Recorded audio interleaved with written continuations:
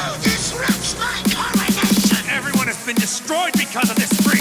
I won't allow it! These babies just saved this lame fest party!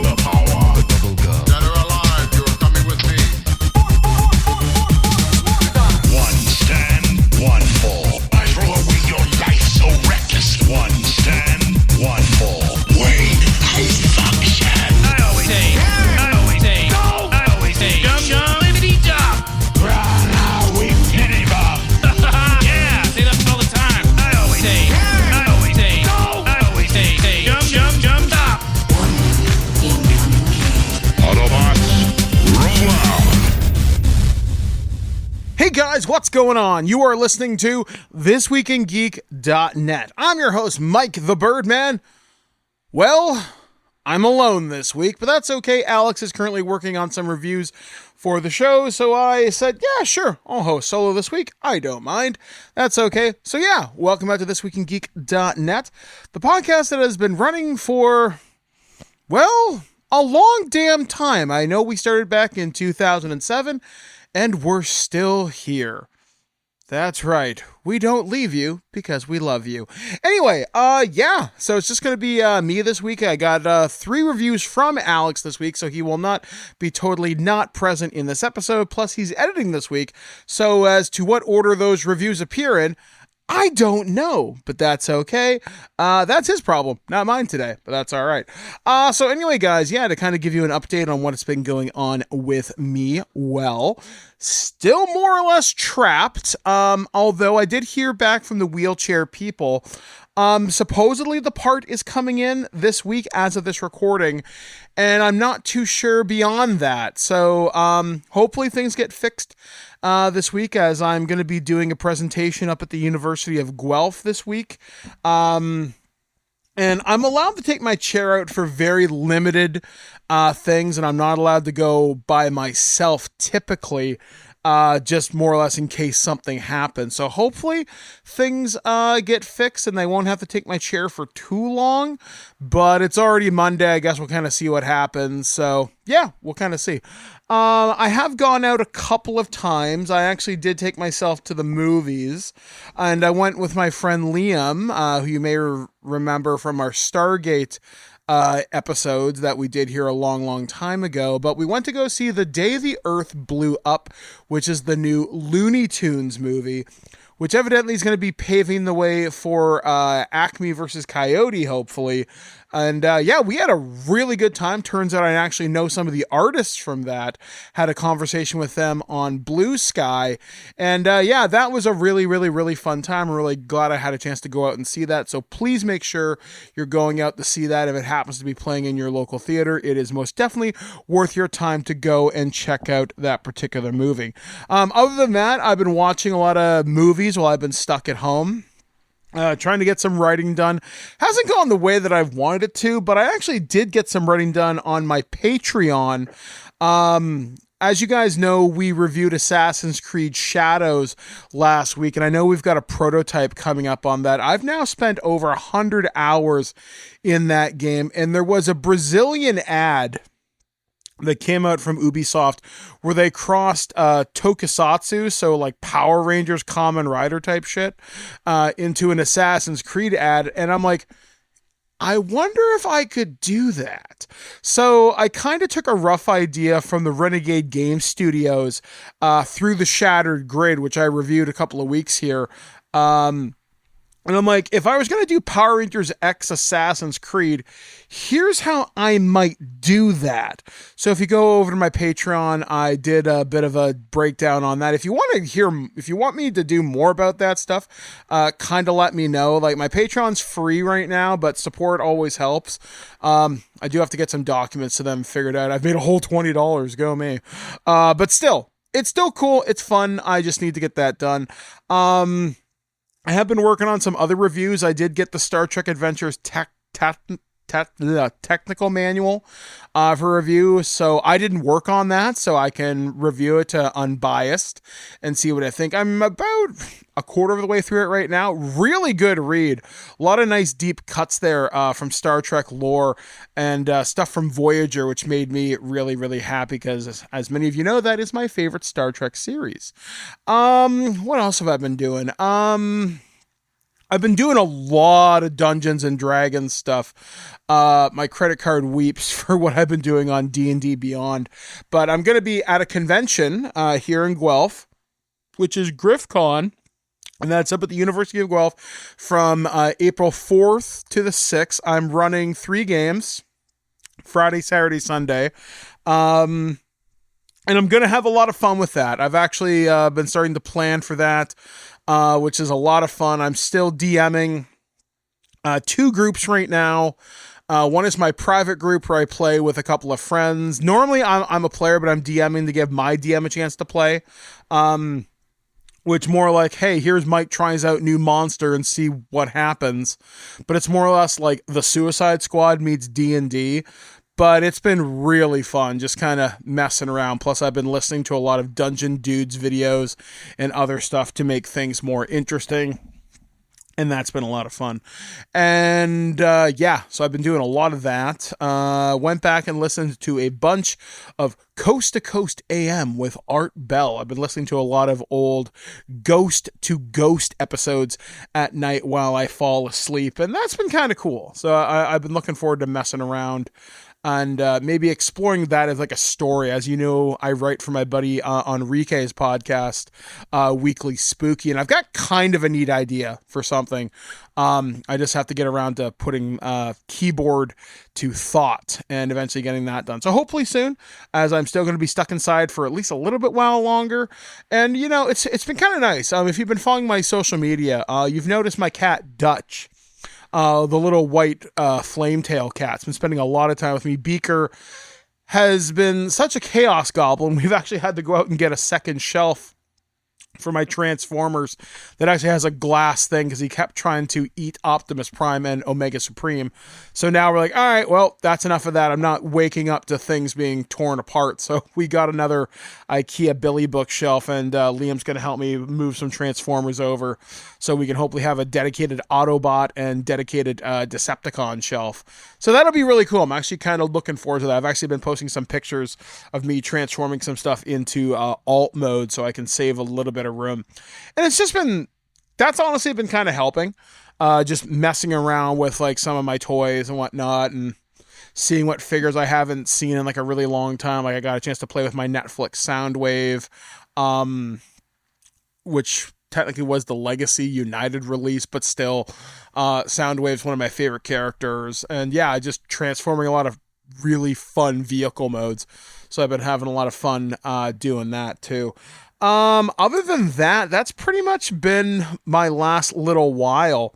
Like I said, a lot of time spent in D&D, a lot of time prepping stuff and just getting reviews ready, and obviously over 100 hours in Assassin's Creed Shadows.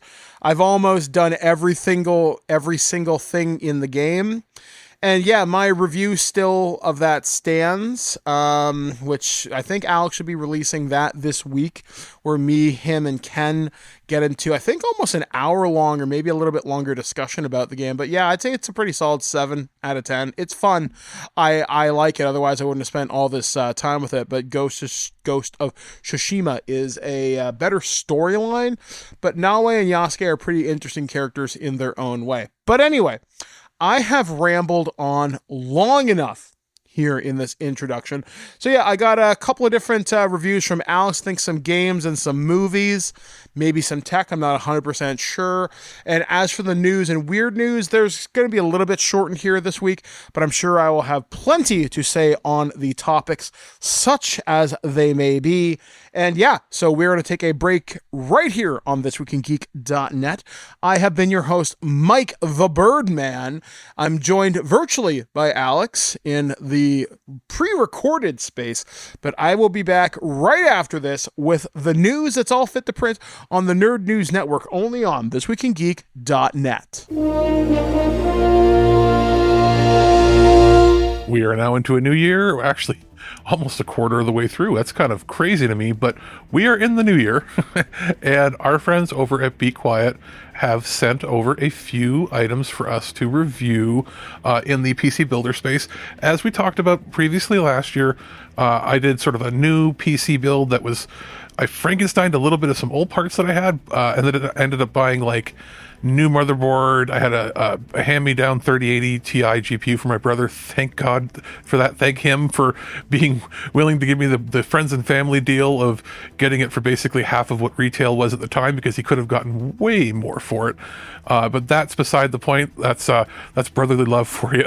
But part of the build that I was doing involved getting some review items that we got from them, including a power supply, liquid cooler, and a big case. The like massive, large build that I hadn't done in probably 10, 15 years. I had been used to making almost everything in either ITX or micro cases, and just going back to building in a big scale was actually pretty interesting and learning experience again for me, because a lot of things had changed. And one of the items that we received there was a 1500 watt power supply that was pretty much top tier, top of the line. Was it titanium certified or platinum certified? And it was just a really good power supply that's probably going to last me for several computer generations. Well, one of the items that we were sent here in the new year is the new Power Zone 2, which is a 750 watt, something more moderate, something more in line with the average, like most computer builds, most people building for their work PC or for a gaming PC that isn't like bleeding edge. You're not doing like high-end video encoding, a lot of like GPU rendering tasks that require a big powerful power supply. So like if you're not using something that's like an 80 series, like 3080, 4080, 5080 GPU, or the equivalent from AMD, if you're not using a high-end video card that requires like 300 watts or more on its own, and you're building like a standard mid-range gaming PC, or perhaps even a higher performance PC that you're using for workloads like video rendering and stuff that don't necessarily require super high-end graphics or anything like that, then or even if you're building something like a home media center PC / network attached storage or network appliance, that sort of stuff, that's where you get into the range of wanting somewhere between 500 and 750 watts. And 750 is becoming the sweet spot based on a lot of performance metrics for most people's builds nowadays, having a little extra headroom. Well, that's where this comes into play. It's fully modular, same as the previous power supply that I talked about from them. So you can plug in exactly what you need to use. But what's important here is it is an 80 plus platinum, and it's also got cybernetics platinum efficiency up to 94.2% efficient. So a lot of what you'll see in the 750 watt power supply runs is they'll be, you want to go, no less than gold certified generally is the rule of thumb, because any less and you might want to have to upgrade to like an 850 or 900, because as the rating goes down, the efficiency goes down, and that means that you've got a lot of wasted heat and potential energy that just isn't being utilized by the device, but is still pulling it from the wall for no extra reason. Now, what we have here is it is smart in its design in that it still has fans running, but they run for a longer period of time at a lower velocity, and that allows it to run more quietly, because again, it's Be Quiet, so that's basically a primary focus. You basically don't hear anything. There's a bunch of technical mumbo jumbo involved in the design. Just know that it's well put together. I ended up putting this into my bedroom PC, which is the old PC that I had like a 600 watt power supply that was from a dubious whatever company when I had a disastrous power surge before I had battery backups for it. So it's running my Ryzen 3600 with the Intel Arc A380, not something that is typically going to pull a lot from the wall, but putting this in there it's gonna basically give me more headroom to go up in specs from now on, but also I'll have the ability to just use it in next PC builds. Also, it is a more standard size. The power supply that I had before, the 1500 watt, was significantly larger and heavier and required a bigger case and more space to work with. This is more of a standard power supply size. When you buy like a pre-built from somebody, they'll usually have something around this size. And in that case, it means that this can work in a lot more scenarios. This isn't going to fit in the tiniest of cases. It is something that you'll fit into a mini tower, mid tower, or bigger. It won't go with most very small form factor ITX cases, but you're not building a computer with a power supply of this class usually in that size. Usually you'll have to go with something more specialist for that. So that being said, very, very well put together. It has a really good build quality, 10-year manufacturer's warranty. Not a lot of companies are still offering that or will honor it, and this is definitely a company that will. It's received A++ certification from cybernetics testing. It is top tier, best in class, well worth it. If you're looking to build a computer and you want to have something that, you can't necessarily afford going up to like 900,000 watt power supplies, but you want to have a little bit of extra headroom, that's where you end up going with a 750 that has this kind of a power class rating. I would definitely go for it. Well worth it for most people's builds.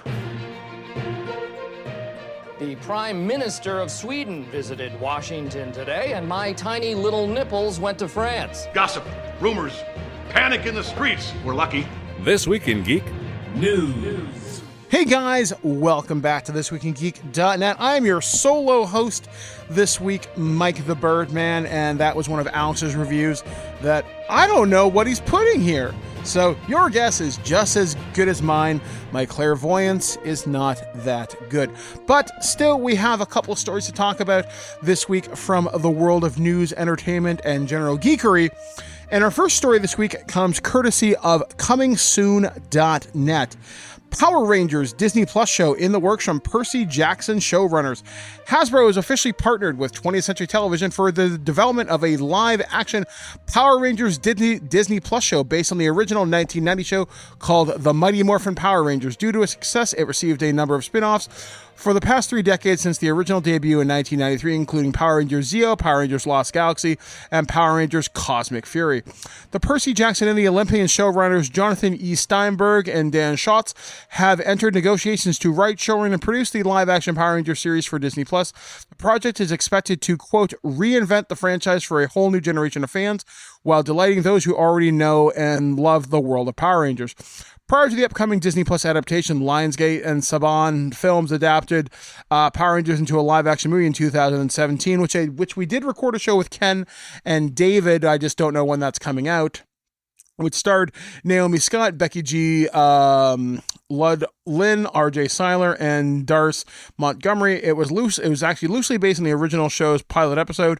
Jonathan Earthwhistle, It's the End of the Fucking World, was previously tasked to develop a new Power Rangers film in the TV franchise for Netflix and E1. However, last year, it was confirmed these projects are no longer moving forward. The Mighty Morphin Power Rangers originally premiered in 1993, adapting stock footage from the Japanese Kyoryuger Sentai Zoo Ranger. Following its premiere, the series became a cultural phenomenon, spawning a huge line of toys, action figures, and more, as well as a litany of spin-offs and films based on the series. Toho even shot some exclusive fights for the American adaptation, known by fans such as Zoo 2 footage. I don't even know what that means. The original series ran for a total of 3 seasons and 145 episodes before coming to an end in 1995, which presumably was Power Rangers Zeo, and then obviously Turbo and In Space and whatever. I think this is a good idea. If it's got Disney Plus money, it means they've got money, and you could shoot this completely in America if you wanted to, or wherever you want. What I want from a new Power Rangers series is I hope they take a page out of the Boom Studios comics. I read those quite extensively up until I think I was halfway through the White Light series. I think I stopped reading continuously around issue 50. I'd have to pick it back up again, but I really liked the seriousness it brought to it. Like, I was a big fan of Go-Go Power Rangers, which sort of was the team just before Tommy, and whereas the main series was them with Tommy, so after the Green Ranger saga. And I'd love to see them do a real adaptation of Shattered Grid, which is where there's like an evil Tommy Oliver known as Lord Draken takes over the morphing grid and gives other people ranger powers like ranger sentries, stuff like that. But obviously with the death of Jason David Frank, how do you do this? And if you're going to completely separate yourself from this series, what do you do? Well, one of the things they introduced in the Boom Studios comics was Zordon had a team of Rangers from the 1960s, which there was a female Red Ranger named Grace Sterling, and she led a team to the moon, and they fought Rita's monsters there. And I think that's or was it Rita?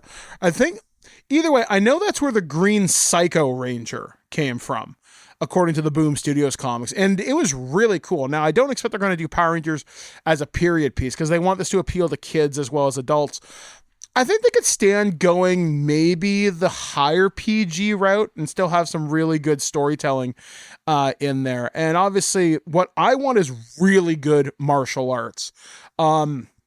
It was actually funny. I was coming home last night from an awards banquet I was at, and my cab driver, my friend Chris, is a phenomenal martial artist in his 60s, if you can believe that. And he was showing me some of the katas that some young people were doing. He showed me this young woman doing this outstanding Chinese sword kata, and just couldn't believe how fast it was. And I'm thinking, yo, why are we not seeing this? And then he showed me another guy doing a bow kata, and it was like, fuck Darth Maul. This guy was way faster than that. Like, fuck Ray Park, and he sucks anyway. But yeah, I was like, wow, there's really good martial artists here. But again, I want a good, interesting storyline. If you can disengage your stuff from the 93 stuff, I think you could do something different with like Mighty Morphin. And yeah, I want a cool cast. I want to see different ranges of abilities. Yeah, I really think you could do something interesting with it. Like, one of the things I liked about Boom Studios comics, for example, is they had the female Red Ranger for Power Ranger Samurai. I think it was Lauren, I think was the character's name.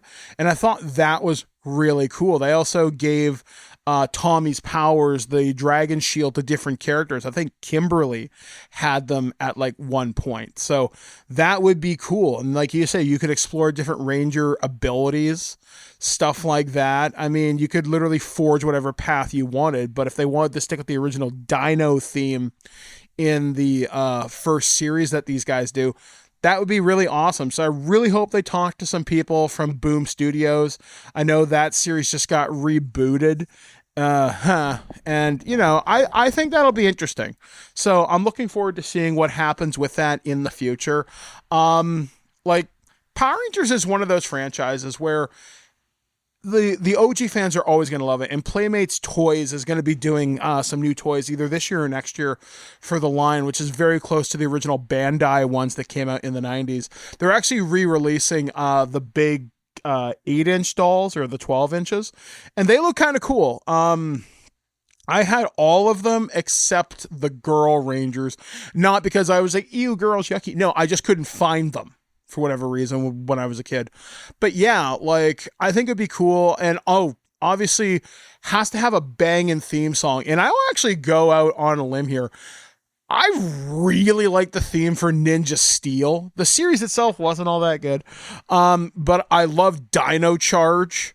That theme song is actually, besides the original OGs, probably my favorite. I really like Power Ranger Zeo, although I've never seen many episodes of it, like maybe like 4 or 5. Like, my favorite Power Rangers themes are probably Dino Charge, the original, Zeo, Ninja Steel, Power Rangers Mystic Force wasn't bad either.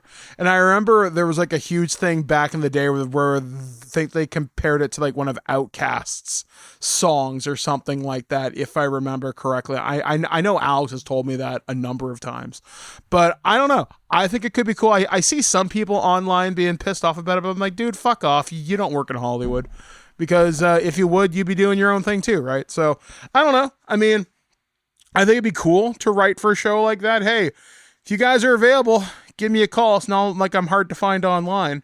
But yeah, I mean, I think that'd be great. I mean, I'm looking forward to seeing a new generation of kids get in the Power Rangers. I think it's a wonderful gateway for kids to get in the martial arts.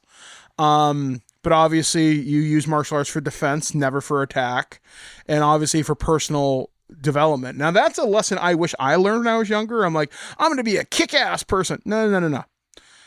Now that I'm older, I understand the importance of what that is to mental discipline. And I'm glad I finally kind of got that kind of clicking.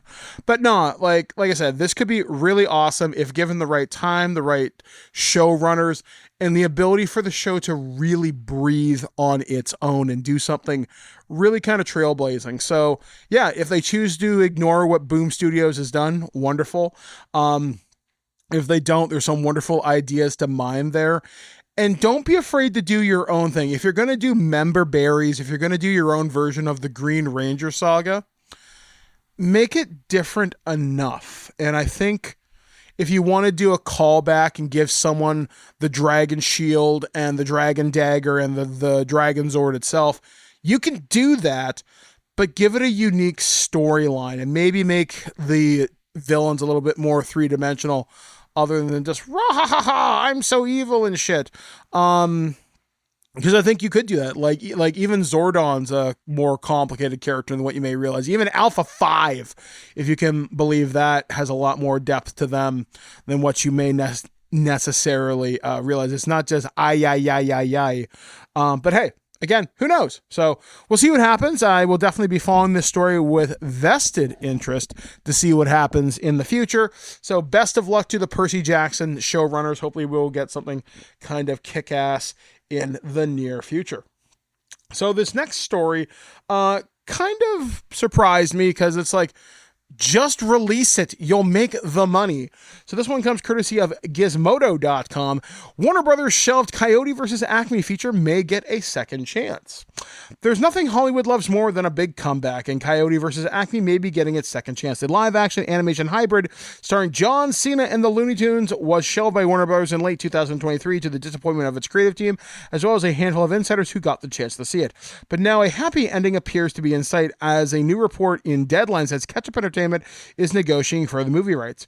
If that name sounds familiar, it's because Ketchup Entertainment is the same company that rescued The Day the Earth Blew Up, a Looney Tunes movie from Warner Brothers' discard pile, like Coyote vs. Acme, the sci-fi comedy starring Daffy Duck and Porky Pig, was originally intended for a streaming release. However, with Ketchup at the helm, it's now on the big screen, making its first fully animated theatrical feature starring the Looney Tunes characters. Deadline notes that Ketchup has a similar theatrical plan for Coyote vs. Acme should the deal come together, and it gives some background on what's at stake here. Quote, despite test screening well, the project became a high-profile casualty of the WB cost-cutting 2 years ago, and it's been sitting on a shelf for more than a year. The trade writes. Pop culture fan will recall the Batgirl movie was probably the most high-profile title amid that purge.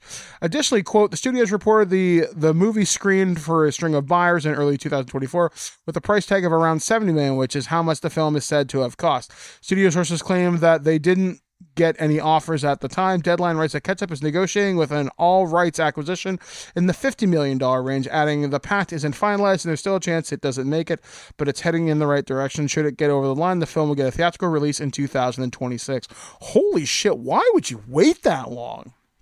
Anyway, though the Looney Tunes have been a long intertwined with Warner Brothers, the earlier shorts were released in 1930s, and it's lately seen the studio, particularly under the tenure of CEO David Zaslav, that is increasingly eager to move from its lengthy cartoon history. Just as The Day the Earth Blew Up was having its theatrical moment under the Ketchup banner, Warner Brothers pulled all the classic Looney Tunes Looney Tunes cartoons from Max, meaning fans had to scramble to track down the vintage antics of Bugs Bunny and friends. And then the article just kind of goes on to saying what we think. Again, if you've already spent the money, and I know it's like a tax write-off, like, sorry, you're fucking Warner Brothers. Just give it a whirl. Like, I'm not saying put it out on Max, as I really don't think that's enough to do it, but I understand theatrical includes advertising, leasing, and doing all sorts of Hollywood accounting that'll make your fucking head spin.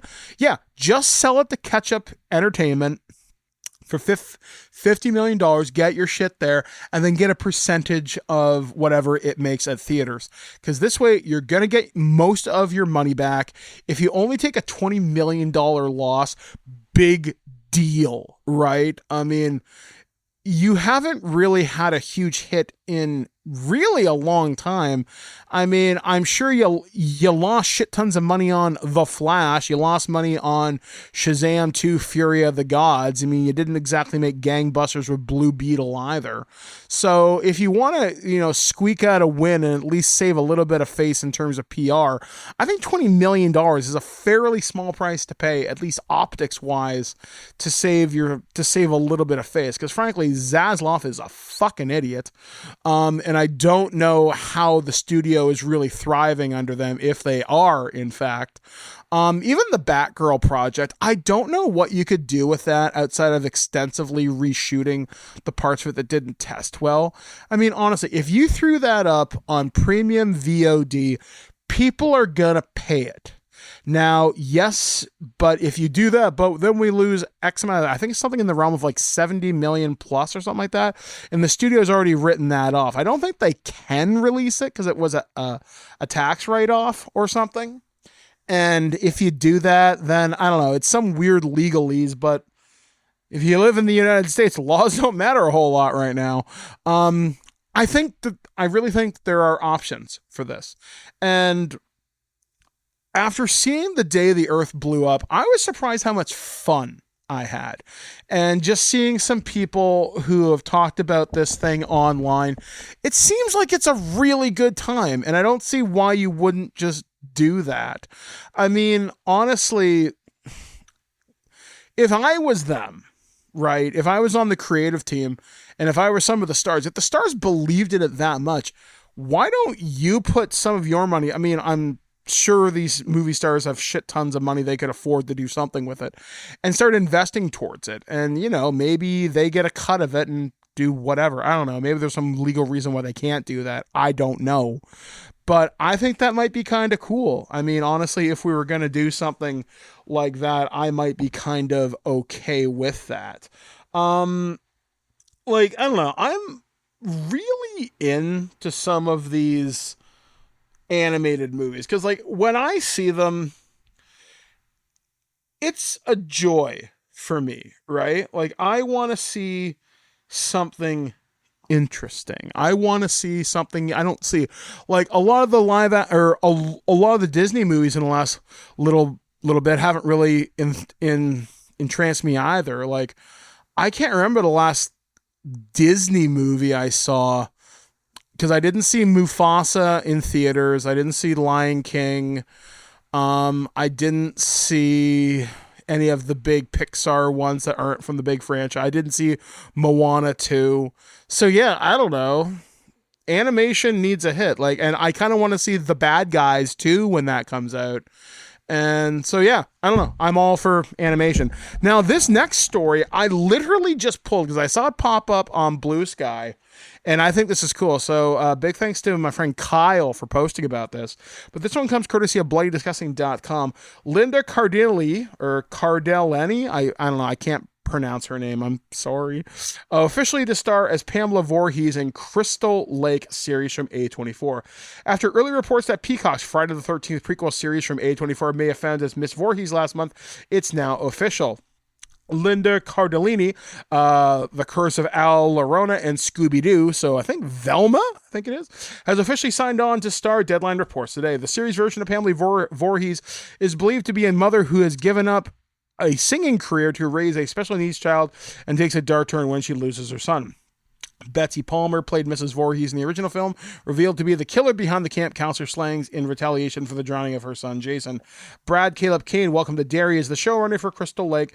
In addition to Kane, executive producers on the series include A24, Victor Miller, who wrote the screenplay for the franchise's original 1980s film, Miller's copyright attorney, Mark Toberoff, Robert M. Barsimmon, Robert P. Barsimmon, and the project will mark A24's first major IP-driven project in a recent effort to expand a more commercial direction. Quote, "From the moment I watched Jason Voorhees squeeze a guy's eyeball out of its socket in glorious 3D at the tender age of 8 years old, I knew my creative path was someday destined to converge with the man behind the mask," previously said Kane in a statement. "Nothing in my childhood defined more than growing up in the golden age of the slasher flick, and nothing's defined the genre more than Friday the 13th. I couldn't be more excited for the opportunity to contribute a chapter of this iconic franchise, particularly with such fearless partners as Peacock and A24. To refresh your memory, Peacock had given the project a straight-to-series order in 2022, with Crystal Lake being described as an expanded prequel to the original Friday the 13th franchise, featuring both Jason and his mother Pamela.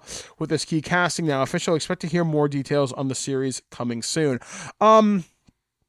That's cool. I really like this actress. Like I said, I think this is the same woman who played Hawkeye's wife in the Marvel series. So I know she's got the chops to do it.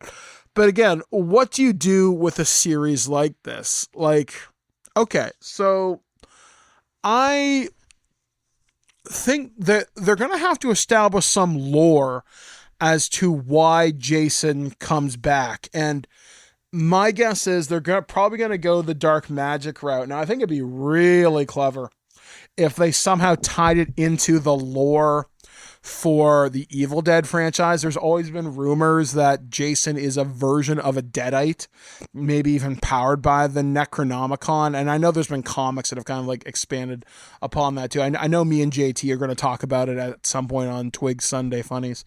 But yeah, there are options there. I think you could do. So yeah, I mean, it just, how do you make this interesting? And I think you could, depending on how long it runs. I don't see this being more than like a one and done, maybe like 6 to 8 episodes, depending on how you run it. Like, you're not going to have like guest characters show up, so to speak, but maybe there's more to the Christies that bought the camp. Maybe the camp was on ancient Indian burial grounds, which I have a feeling that's going to come up. But yeah, maybe there's a reason why Jason is a vengeance demon, more or less. Maybe there's something about the water in Camp Crystal Lake that causes this to happen, and maybe they're not the only one. Maybe there's something behind the Forest Green. Maybe they could even maybe Sheriff Garris is around, right? Like maybe he's Deputy Garris at this time. So there's no, I guess he'd be too young. Maybe Sheriff Garris's dad or something. Like there's tons of characters there to explore. And it just depends on what type of story you want to tell. And obviously having a mother's grief turn her into this monster. Yeah, there's probably something to that, but you're also asking us to empathize with the serial killer. But, you know, we had Hannibal, we've had Bates Motel. So, hey, who knows, right? Maybe it'll get pulled off in a way I don't understand. Like, I remember I was chatting with David and Ken about the Haddonfield series they were talking about for Michael Myers. And there's potential there. And even we saw with the reinvention of the Chucky franchise, how well that actually worked on TV. Although, Chucky in the White House, that's pretty fucking weird, I'm going to admit. But hey, whatever. Maybe we will see a 4th season of that. Not bloody likely from what I'm understanding, but I doubt we're not going to be without Chucky for too long, because it's been way too long since we've had a half-decent Jason movie. There are some pretty cool fan films out there, actually, and you should definitely check out some of those. But yeah, I'm looking forward to this. So we will hopefully see this come to our small screens and streaming services sooner as opposed to later. So that's Crystal Lake from A24 and Peacock. And well, let's see what Velma can do when she creates the man behind the mask and slaughters a whole campground full of kids. So anyway, we're going to take a break here on thisweekingeek.net, and this is going to be yet another one of Alex's reviews here on the show. So we will be back right after this, only on thisweekingeek.net. Alex, the producer here, and our friends over at Turtle Beach sent one of their newest headsets over for us to review. I've had a few weeks now to test and sort of mainline use the Turtle Beach Stealth 600. This is a new purple edition, which I believe it has a specific name here. It is the Xbox Stealth 600 Purple. And they've been available on other platforms. There's like a black one for PC and a black or white version for PlayStation. This is just a brand new color version, but we didn't get a chance to check out this specific when we covered their previous releases before Christmas. This is a new color that was announced earlier this year, and I'm glad I've had a chance to check it out.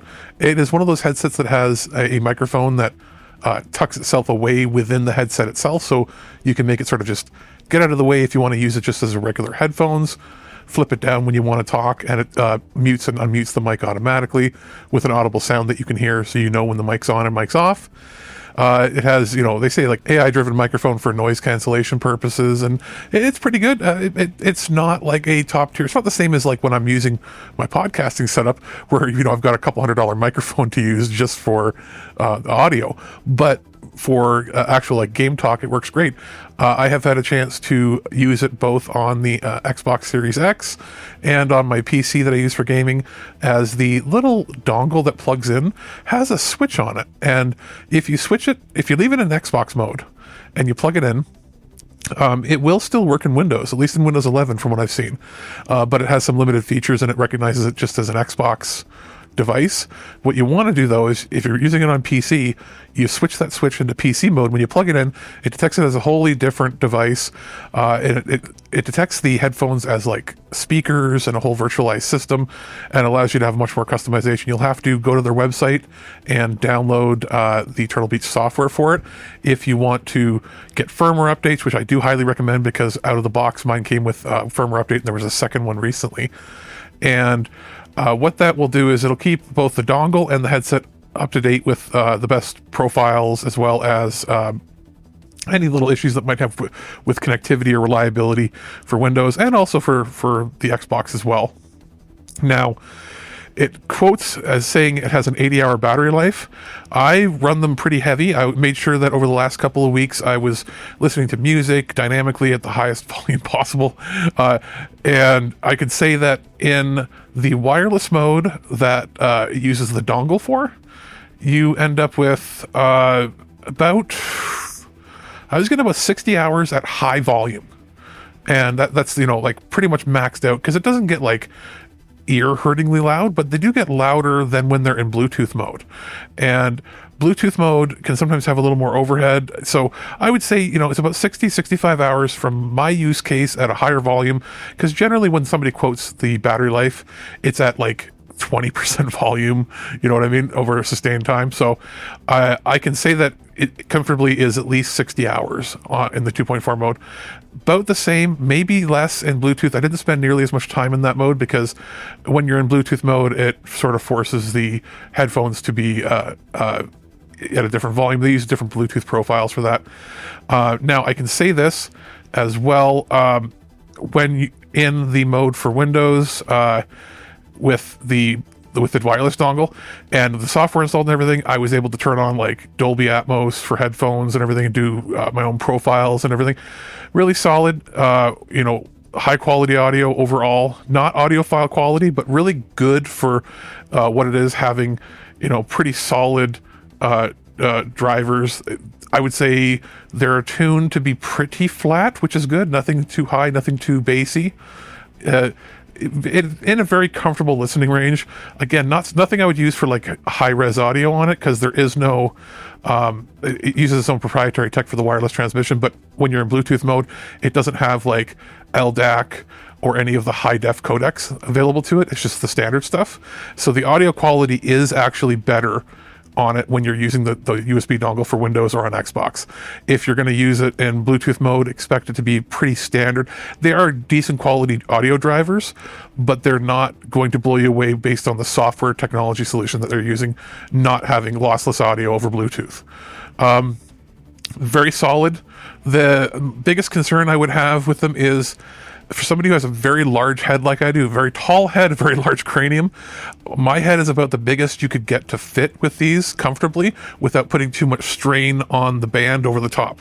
So if you're somebody who has like an abnormally wide or tall head, you are going to see that it's not the most accommodating at the upper end of that. But I would say for the vast majority of people, it's very comfortable. Good quality. The color is good. The build quality is pretty good for something that has an MSRP of about $100. I would say it is middle of the road in build quality for that price point, but on the upper end of audio quality overall. So I would say it's worth recommending for anybody who's using it on Xbox, but also I've been using it mainly for playing PC games, listening to music, watching movies on PC, because I found that that's where I had the most range, where I could test and put it through its paces amongst all the different types of applications you might use it for. So it's good. It gets a thumbs up from me. Can't wait to see what else they've got coming next. Go crazy? Don't mind if I do! Human sacrifice, dogs and cats living together, mass hysteria. Hey guys, welcome back to thisweekingeek.net. I'm still Mike the Birdman. I'm still tragically here alone, but I'm not, because I'm here with you. I'm in your ears, whispering to you the stupidest, dumbest shit that has happened around the planet this past week. This is the weird news, only on thisweekingeek.net. Like I said, I've only got a couple of stories this week, and that's kind of okay, but they're pretty weird and pretty messed up. So the first story we're going to be talking about today comes courtesy of the HuffPost.com. Pirates Booty founder goes rogue, attempts city council coup. At 9:44 on the morning of Monday, March 10th, Robert Ehrlich, the snack magnate behind Pirates Booty, stormed into the city offices of Seacliff, New York, and falsely proclaimed himself mayor. According to a statement provided by the village of Seacliff, Ehrlich provided to demand office space and declare the entire staff fired, quote, effective immediately, with the caveat they could all reapply for their jobs at a later date. The Cheese Puff King, who had 3 supporters with him, cited a 2009 New York called the Citizens Empowerment Act for his claim.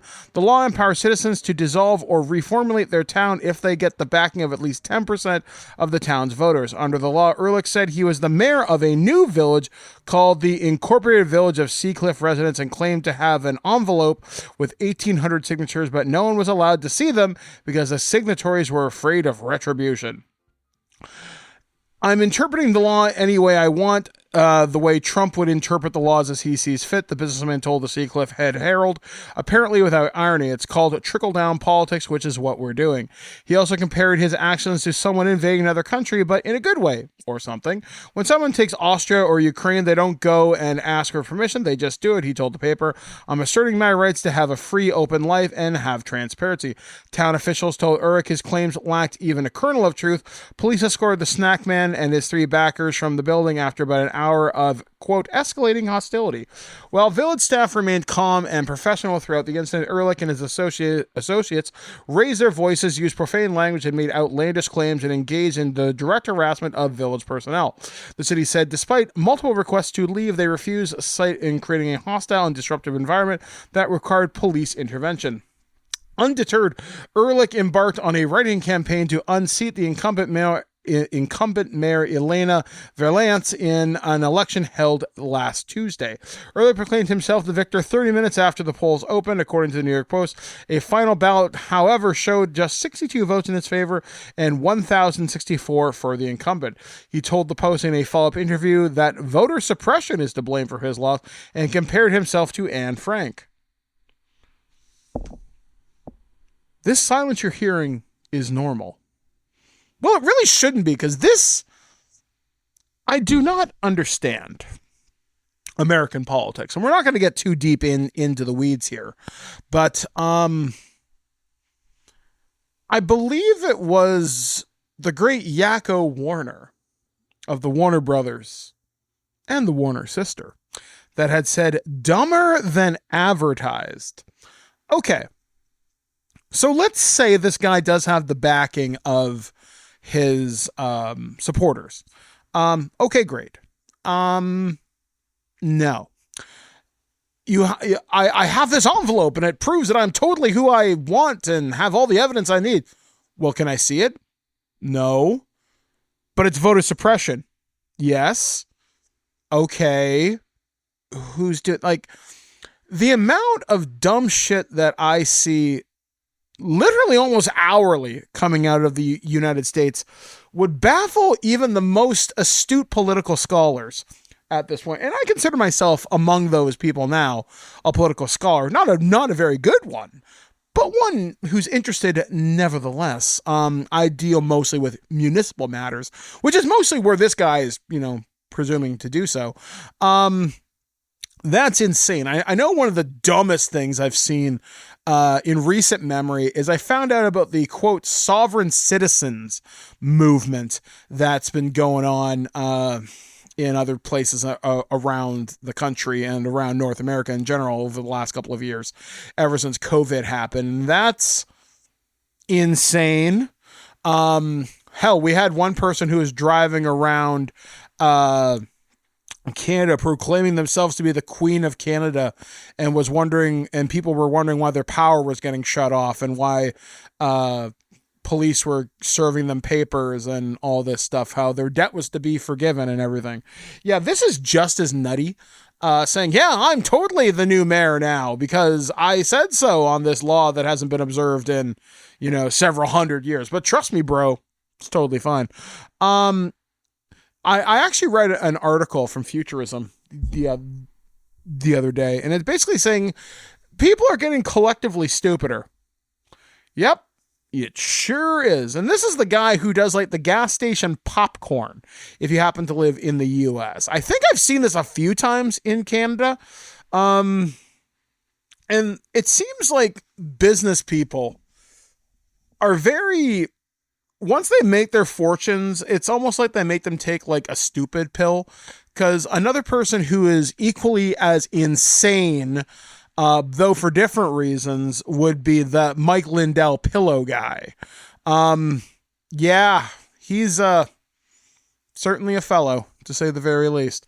And I don't know what it is that, it's almost like the more money you get, the dumber you get.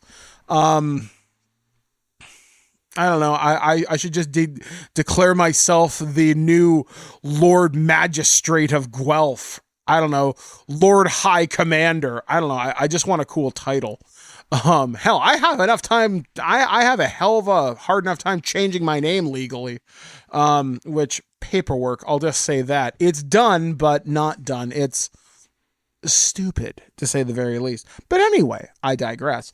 Yeah, this guy's a friggin' fool. And no, you do not get to pass go. You do not get to collect $200, and you do not get to be fucking mayor, you stupid brain dead idiot. In other news, this story comes courtesy via ScreenRant.com. Skibbity Toilet teams up with Scholastic for novels, graphic novels, and more. Generation Alpha is on the way to inheriting the Earth as Scholastic teams with Invisible Narratives to bring stories based on the animated phenomena Skibbity Toilet. Now, literally, I cannot plan this any better. Right now, I am wearing a t-shirt that says Skibbity Toilet Riz Ohio. And I bought it because I'm an idiot child. So let's get that out of the way. I love the slang of Generation Alpha because it is so friggin' bizarre. And my friend Jordan, who I work with one of the local sports teams, says, Mike, I hate you. I hate you so much. And I have a friend of mine who's a city councilor, and their daughter said, you are stupid beyond belief.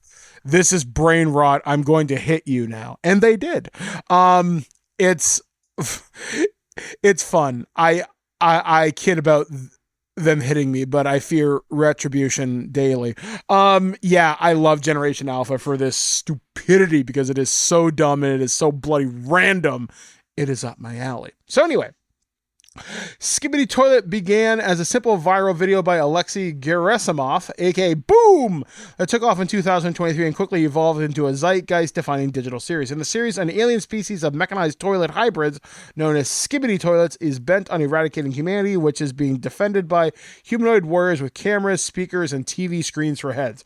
Screen Rant is excited to break the news about Scholastic's partnership with Invisible Narratives, which will encompass novels, graphic novels, and other published materials. The partnership continues a groundbreaking winning streak for the franchise, which included the announcement of that Michael Bay is making a Skibbity Toilet movie. The first Scholastic Skibbity Toilet release will come this summer in the form of a young adult ebook. Skibbity Toilet can be a hard sequence of words for generations to hear, but in fairness, Scholastic's Animorphs books likely confused some parents of that series' millennial fan base when they were first released. Fingers crossed for the good news about the Animorphs movie, though. That series is actually really cool, and I think the author, I can't remember the first name, but I think the last name is Applegate, is really cool. As outlandish as the title and style series is, Skibbity Toilet still captures the imagination of its audience in real ways. Scholastic's Deborah Dorfman said the following about the franchise. We're beyond thrilled to be publishing the partner for one of the most groundbreaking and unique properties of our time, a true cultural phenomenon that resonates with the readers of all ages.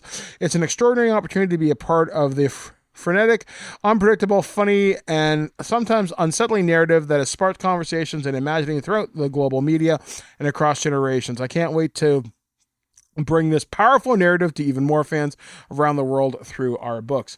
Putting Scholastic's power behind the Skibbity Toilet also allows parents conscious of their kids' screen time to guide them away from devices, letting them engage with the content they enjoy. In addition to the upcoming Skibbity Toilet movie, there are countless hours of original and user-generated content about the franchise on YouTube and other platforms. Putting a version of it in a book allows for new opportunities for partners and children alike. Invisible Narrative founder and CEO Adam Goodman had this to say. What Boom created with Skibbity Toilet is a true phenomenon, completely unconventional, widely entertaining, and impossible to ignore. Scholastic is the perfect partner. The channel that energy into books that will engage and surprise fans. This is about pushing creative-driven franchises beyond their original platforms and reaching new audiences in unexpected ways. Skibbity has taken off in gaming and video, and publishing is the next natural stem as fans look for new ways to explore its world beyond the screen. Scholastic will also be offering Skibbity Toilet stories and media beyond physical books.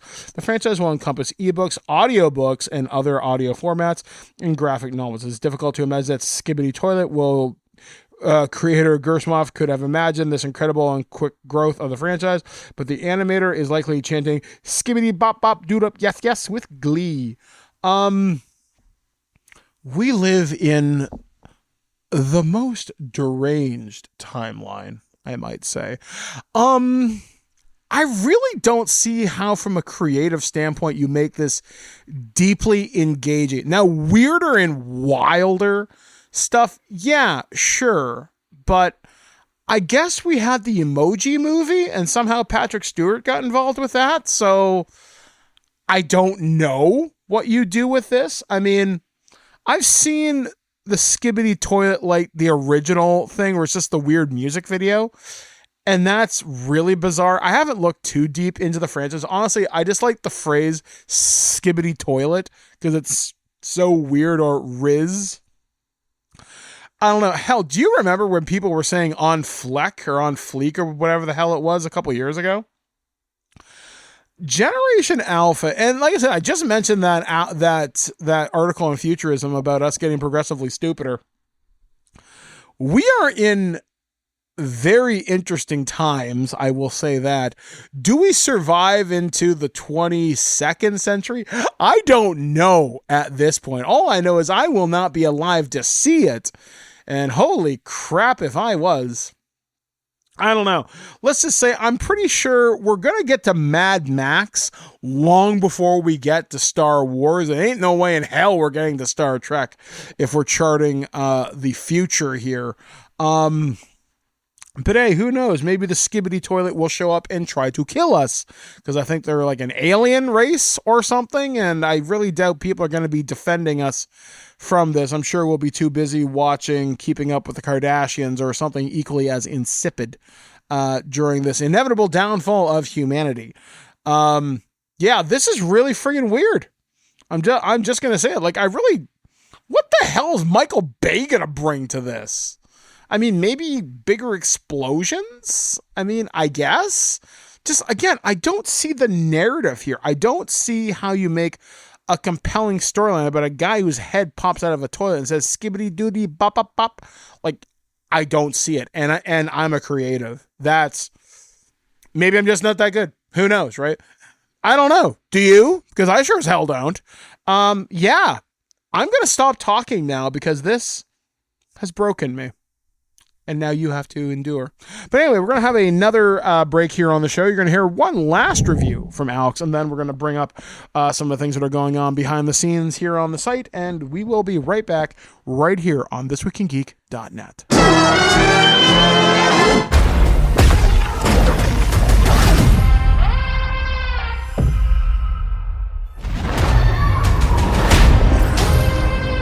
Look, I don't mean to be rude,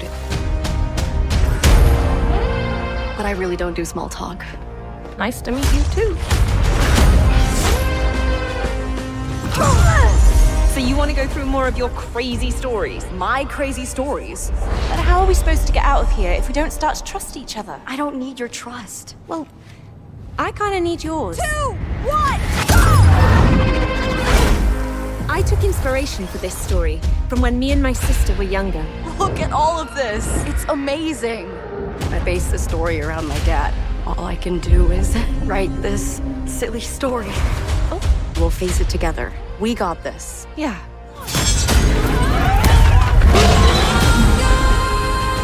Follow my lead. Are you for real, Zoe? I wrote it when I was a kid. What sort of devil child were you? Hands above your head. What now? Ah! I did not sign up for this! Brace yourself, Zoe!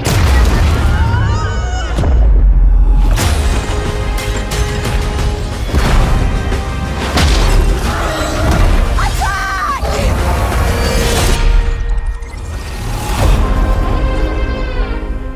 Alex, the producer here, and this one I've been waiting for a bit. This is Split Fiction from Hazelight Studios. Previous winners of Game of the Year from the Game Awards for It Takes Two a few years back during the pandemic. And this is their newest cooperative adventure game.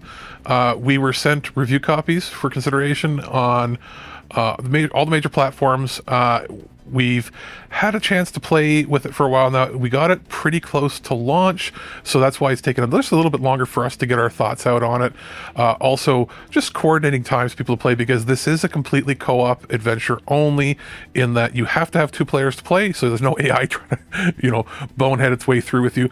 And I planned playing this mostly around having visits with my younger brother coming over for us to try both in couch co-op, and we did do an online session, and then we've also done playing it over on PlayStation, and there's Xbox as well. And I'm happy to say that on the console platforms, they work buttery smooth, have no issues, completely, just work. It is the ability to you can cross-play with friends, in that if you've got the signed in through EA itself, it's sort of, connects through your friend list there between platforms. That's how you can play. It works just great that way. But primarily how I played it was PC, and that was just so that I could sort of test how it works, because I knew that it was the kind of game that was going to play well on consoles. But how would it work on PC? As we've had a lot of games come out recently from AAA studios, even AA, where they're just not well performing on out of the box. And I can say this, it works buttery smooth. My computer is slightly above the specs of what they recommend for, I think it's for 4K or 1440p. But what I've done is, my computer setup is a Windows 11 PC, so I'll say that it's Windows 11 with the current build on there. It's a 12th gen Intel, so a few years old, but it's an i7 12700K. With as far as the video card, it's an it's an NVIDIA 3080 Ti, and then I have a second video card that I use for streaming that isn't Intel, but that was not activated while using this game. I just played it straight as is, and I'm running it at 1440p because I wanted to give myself a little bit of overhead, but with max graphical settings, and it's a buttery smooth 60, never drops once, even when you have the 2 players playing co-op and the screens are split up and everything. Absolutely no issues. I won't go into any story spoilers or anything, because this whole game is about the experience of playing as Mio and Zoe and how they interact together. That is the entire joy of the game. So no story spoilers. Basically, you get an idea from watching the trailer for it, what you're in for, and roll with it. I can say from a technical standpoint, it's almost flawless. It just plays. It looks beautiful. Everything is smooth, very performant. From a difficulty standpoint, it's just the right amount of difficulty that I think most kids can play if you're playing with them, but also adults won't feel that it's overly easy or overly hard. Any part of the game that you feel confused about, a lot of times just requires you to just look around the surrounding area. What have you missed? Is there something you can interact with that changes the physics? Is it an area that you can't access but the second player can? That sort of thing. As far as the actual gameplay is involved, we hopped into a game on the PC two-player controllers. I will say this, using wireless controllers on PC is a little different than on console. On console, it worked buttery smooth, no problem.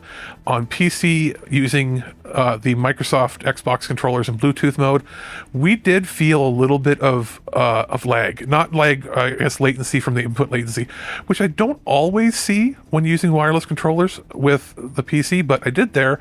So our solution was, I had already had a couple of wired 8-bit do controllers that are I think the Ultimate 2C, but they're the wired ones with Hall effect joysticks and triggers and all that.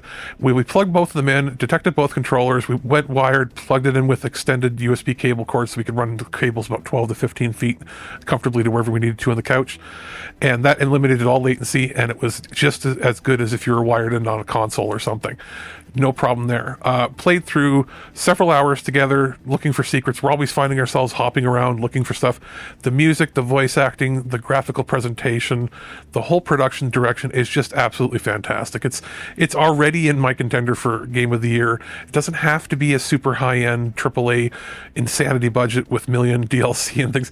It can be just a fantastic adventure that you play once and you feel great about, and if you want to come back to it and play it again, it's not going to be the exact same when you play it yourself, but if you bring a second player in, somebody who hasn't played it before, you're going to have a great time as they discover things. We were laughing our way through it. A lot of funny, some dark humor in there, gallows humor, but it's great. There's a lot of emotional roller coaster rides going on throughout it. And I'm happy to say that how it works with that friend pass is you can download it on the PC, or you can get the app for it, the download for that on the consoles. And there was a time where my brother and I weren't able to play together, but we were scheduled some time that we could, play together online, just not in person. And he was able to, sign in. We were friends and everything, so he was able to connect to my game. We played it through Steam, and he connected in, and we ended up using Discord. I set up a Discord server for us to use voice, because we don't use things that we like to have control over our channels that we're talking on. So we signed up through Discord. We used our headsets, so our headsets were connected to that while we were playing together, and we found, it was great. There was zero lag between it. We could talk and interact as things were happening. We were still able to communicate and work our way through. Obviously, we could have gone through other means of doing that, but that's how we chose to do it. And we found no extra lag having him connecting remotely in. I should note that we were both, or actually he was connected via 2.5 gigabit connection that he has at his home. He's got a high-end connection. I have normally at home a 2 gig connection, but I also, just for the sake of this, I turned off and actually unplugged my computer from the Ethernet, and I went on Wi-Fi. So it was connected to using Wi-Fi 6E. Now, the router was in the room, but there's other things going on. I made sure that I didn't have ideal conditions, and I was still able to have a dedicated connection with no issues. I was playing together, no hiccups or lags or anything. Just a very solid experience. The netcode is great for it. The actual gameplay is fantastic. It's a really fun story, and now I can't wait, but I feel like I got to wait another 3 or 4 years for another game from them, and I want more, because this is a delightful game, and I think pretty much everybody out there will have a great time with it. Just make sure that you have a friend that can play it with you, either remotely, or even more ideally, have fun sitting on the couch next to somebody and just chill and play a really fun, brand new, imaginative adventure. Those magnificent bastards! Color me kooky, but something very odd is going on around here. You're not allowed to talk anymore. Hey guys, welcome back to thisweekingeek.net, and that's kind of show it's been. It's been kind of a solo one this week, obviously. Hopefully Alex will get his game reviewed done that he is doing. As for what's coming up on the site this week, I'm pretty sure we've got the Assassin's Creed Shadows extended review with me, him, and Ken. I know we are working on another Future Imperfect. We're going to be doing the remake versus the original for Total Recall. We also just got another one pitched by Aaron that I'm really excited about. We're going to be recording Night of the Living Dead 1968 versus the one by Tom Savini in 1990, which I actually have a very deep history with. And we actually did touch upon briefly when me and Enrique and James Rolfe did our Halloween special last year reboots that work. And I think I mentioned it even when I was doing Adam Donaldson's end credit show when I did Captain America Brave New World. If you want to hear that show, you can go on to Spotify and look up Guelph Politicast, but it also has everything that Adam's ever done. And I appear in the February show talking about Captain America, but we also spend the first half of the show talking about Brave New World. As for myself coming up this week, I'm doing a lot of reading. I'm going to be reading the Star Trek Adventures Technical Manual. I'll be reviewing that. I got a couple of books from Free League Publishing, from the Lord of the Rings and the One Ring RPG.